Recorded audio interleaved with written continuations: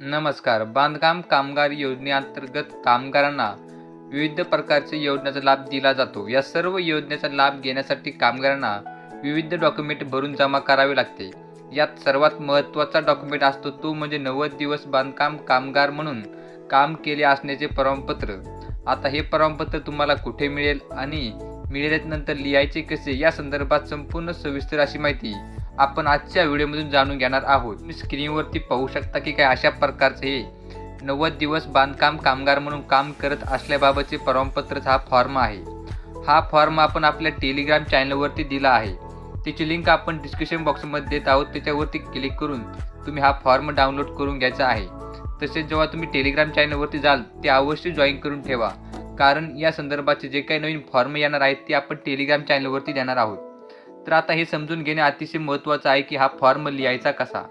तर तुम्ही स्क्रीनवरती पाहू शकता की तुम्हाला या फॉर्मवरती सर्वात वरतीच आपल्याला पाहायला मिळत आहे की ग्रामपंचायत, महानगरपालिका, नगरपंचायत, नगरपालिका, नगर परिषद यांच्या मार्फत बांधकाम कामगारास मागील वर्षभरात 90 दिवस किंवा अधिक दिवस काम केल्याचे प्रमाणपत्र.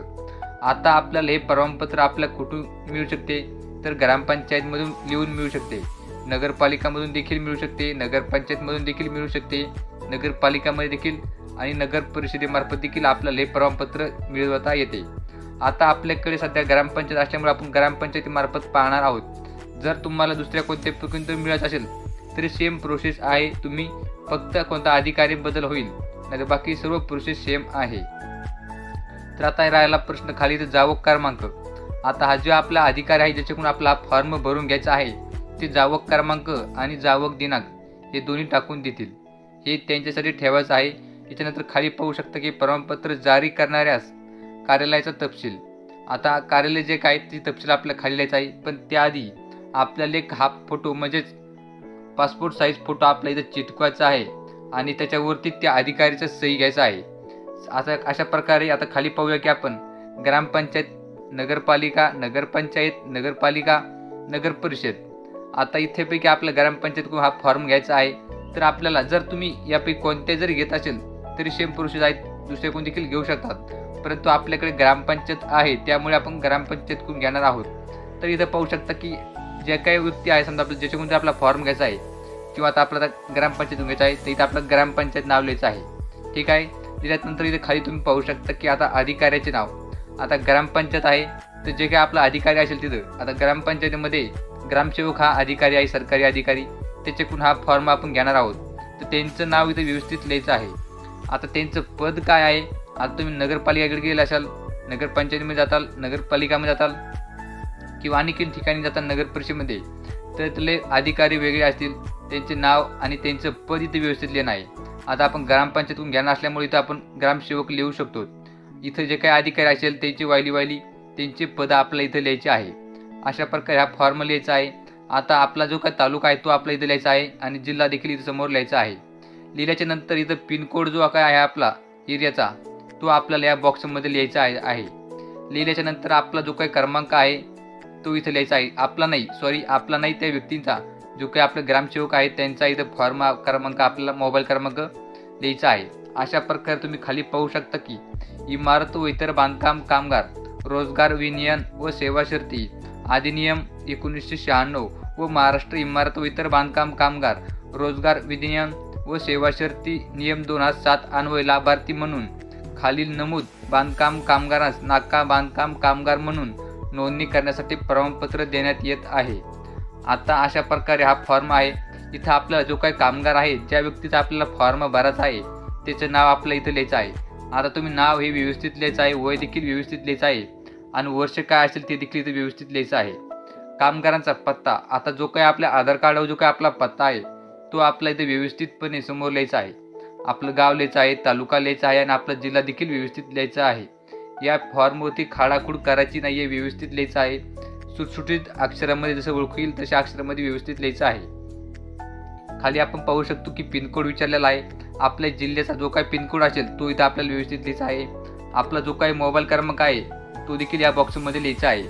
आता आपण काम काय करत असो त्याचं आपल्याला इथं विवरण लिहायचं आहे. म्हणजे काम म्हणजे कसं, बांधकाम असेल तर आपण मिस्त्री आहोत किंवा अजून काही दुसरं काही काम करत आहोत त्यांचं आपल्या इथं नाव लिहायचं आहे. अशा प्रकारे हा फॉर्म भरला. आता आपण खाली पाहूया की कामगारांच्या सध्याचे कामाचे ठिकाण व पत्ता. आता तुम्ही कामगार कुठे आहात, म्हणजे काही व्यक्ती असे असतात बांधकाम कामगार की जे आपलं गाव सोडून दुसऱ्या ठिकाणी काम करण्यासाठी जात असतात, तर तिथला पत्ता आपल्या इथे लिहायचा आहे. आता तुम्ही कोणत्या गावात काम करतात ते इथे व्यवस्थित लिहून घ्यायचा आहे. पत्ता म्हणजे तिथलं जे काय असेल ते. आता गाव लिहायचं आहे, तालुका लिहायचा आहे आणि त्यांचा जिल्हा जो काय असेल ते. म्हणजे जर वाडी वस्ती असेल तर तिथे लिहायचं आहे, किंवा तुम्ही काय काम करत असाल जिथं तुम्ही समजा शाळा बांधताल तर असं करा, शाळा बांधावा असं काही. इथे त्याचं गाव पत्ता सर्व लिहा, जिल्हा लिहा, त्या एरियाचा जो काय पिनकोड असेल तो देखील व्यवस्थित लिहायचा आहे. आता जर तुम्ही तुमच्या गावात ठिकाणी जर काम करत असाल तर तुम्ही वर जो काय पत्ता लिहिला आहे तोच तुम्ही खाली लिहू शकता. आता तुम्ही नमूद बांधकाम कामगारांची नियुक्ती, तुम्ही तिथे किती दिवसापासून काम करत आहात त्याचं दिनांक इथं लिहायचं आहे आपल्याला. लिहिल्याच्या नंतर इथं आता खाली सर्वात महत्त्वाचं समजून घ्या. मागील वर्षभरात बांधकाम कामगाराने 90 दिवस किंवा त्यापेक्षा अधिक दिवस काम केल्याचे तपशील. आता तुम्हाला या योजनेअंतर्गत जर लाभ मिळवायचा असेल तर तुम्हाला 90 दिवस काम करणे हे आवश्यक आहे, किंवा त्यापेक्षा अधिक जर काम केलं तरी चांगलं आहे, पण कमीत कमी 90 दिवस काम करणे हे आवश्यक आहे. आता समजून घ्या, 90 दिवस जर तुम्ही वेगवेगळ्या ठेकेदाराकडे जर काम केलं असेल तरी त्याचा तपशील तुम्ही लिहायचा आहे. आता तपशील कसा लिहायचा, जर तुम्ही एखाद्या ठेकेदाराकडे 1 दिवस काम केले इथं लिहायचं आहे, आणि इथं खाली तुम्ही पाहू शकता की किती तारखेपासून किती तारखेपर्यंत. म्हणजे तुम्ही 1-2 ठेकेदार असेल, तुम्हाला 1-2 टप्पे खाली तुम्ही काम केलं असेल तर किती तारखेपासून किती दिवस असं इथं लिहायचं आहे. या ठेकेदाराकडे किती काम केलं इतके दिवसापासून तितके दिवस असं व्यवस्थितपणे इथं आपलं सगळं लिहून घ्यायचं आहे. जर तुम्ही एका ठेकेदाराकडे काम करत असाल तर तुम्ही एका ठेकेदारात नाव लिहायचं, इथं व्यवस्थित तुम्ही कुठे काम केलं त्याचा पत्ता इथं व्यवस्थित लिहायचा आहे, त्यांचा मोबाईल क्रमांक इथं व्यवस्थित लिहायचा आहे, नियुक्तीचा त्यांचा जो काही ठेकेदार आहे त्याचा जो क्रमांक आहे तो देखील इथं व्यवस्थित लिहायचा आहे. आता तुम्ही समजला असेल की काम देखील तुम्ही कोणत्या तारखेपासून इथं लिहायचं आहे आणि किती शेवट म्हणजे तुमचा शेवट कोणत्या दिवशी झाला त्याची तारीख तुम्हाला इथं लिहायची आहे. अशा प्रकारे तुमचे जर वेगवेगळे ठेकेदार असेल तर त्यांचे इथं वेगवेगळे नाव, त्याचा पत्ता, ठिकाणचं जे काम केलं आहे त्याला, त्यांचा मोबाईल क्रमांक, कुठे त्यांचा शिक्का म्हणजे समजा जे काय तो नोंदणी क्रमांक आहे तो इथं लिहायचा आहे. तुम्ही त्यांच्याकडे किती दिवस काम केलं ते व्यवस्थित लिहायचं आहे. जर तुमच्याकडे 1 पेक्षा अधिक बांधकाम कामगार ठेकेदार असेल त्यांच्याकडे तुम्ही काम केलं आहे, त्यांच्यासाठी तुम्ही 4 ठेकेदार आहेत त्याच्याकडे तुम्ही काम केलं असं म्हणून लिहू शकतात. कमीत कमी आपल्याला 90 दिवस काम करणं गरजेचं आहे. त्यापेक्षा अधिक झालं असेल तरी चांगलं आहे, पण कमीत कमी 90 दिवस हे गरजेचं आहे. अशा प्रकारचा हा फॉर्म आहे. तुम्ही खाली पाहू शकता की नियुक्त्याची, ठेकेदाराची, विकासाची, मालकाची सही व शिक्का. आता तुम्ही यापैकी जे ठेकेदाराकडे तुम्ही काम केलं आहे त्यांची आपल्याला सही आणि शिक्का इथे घ्यायचा आहे. 1 जर असेल तर 1 कडून तुम्ही घेऊ शकतात, 2 असेल तर 2 कडून देखील घेऊ शकतात, किंवा 4 असेल तर 4 कडून देखील तुम्ही थोडी इथं करून घेऊ शकतात. पण त्यांची सही आणि शिक्का हे घेणं गरजेचे आहे. आता इतकं घेतल्याच्या नंतर तुम्ही खाली पाहू शकता की प्राधिकृत अधिकाऱ्यांची सही व शिक्का. आता इथे कोणाची आपल्याला सही शिक्का घ्यायचा आहे तर आपण हा फॉर्म भरत आहोत ग्रामपंचायतीमार्फत, ग्रामसेवकाकडून जर आपण घेणार असू तर त्यांची सही शिक्का इथे घ्यायचा आहे. आता ते बरेचसे तक्रार देखील येत आहेत, बरेचसे बांधकाम कामगारांनी तक्रार देखील येत आहेत की आम्हाला ग्रामसेवक सही शिक्का देत नाही आहे. यावरती काय उपाय करायला पाहिजे तर या संदर्भात आपण नेक्स्ट व्हिडिओमध्ये माहिती पाहणार आहोत. जर तुम्हाला एखादा तुमचा ग्रामसेवक असेल तो तुम्हाला सही शिक्का देत नसेल तर त्यावरती काय करायला पाहिजे, त्यांना कसं समजून सांगायचं या संदर्भात आपण व्हिडिओ बनवणार आहोत. त्यासाठी तुम्ही चॅनलला अवश्य जॉईन करून ठेवा.